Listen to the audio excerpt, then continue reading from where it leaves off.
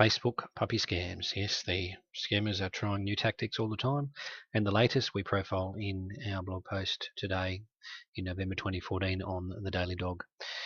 This one uses job-seeking Facebook pages, just like this one, Brisbane Jobs. They place advertisements for fake jobs, such as online advertising agents and so forth, different variations. Basically, they want you to place ads on their behalf. We were contacted by someone who had been contacted by the scammers, wanting them to place fake puppy ads on their behalf. So a copy of the correspondence between the job seeker and the scammers is shown on our blog post from today and highlighted here in red and black. The gist of it is they will say, we want you to act as our agent. Our English is not so good, we don't have the time, etc., etc. We'll send you all the text, you just post it on our behalf. The reason is they're an overseas scammer, and any admin, although there are few of us in Australia who do check ads on their respective sites, will tend to pick up they're an overseas based person.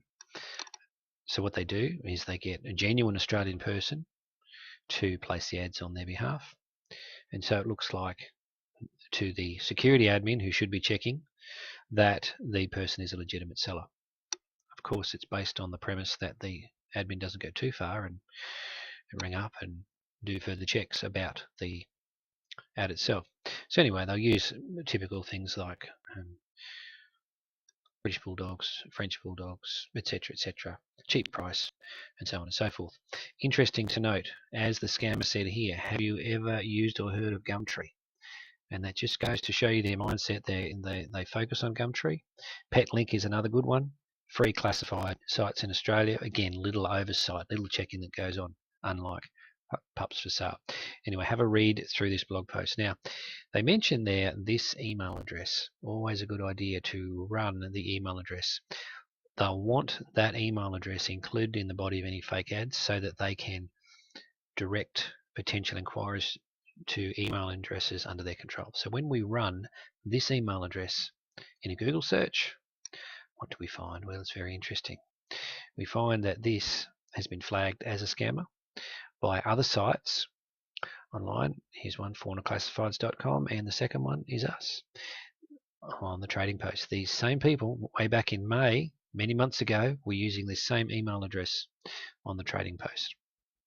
And there you go. And there's more of these ads that they're using the email address on another website there. Trading Post once again.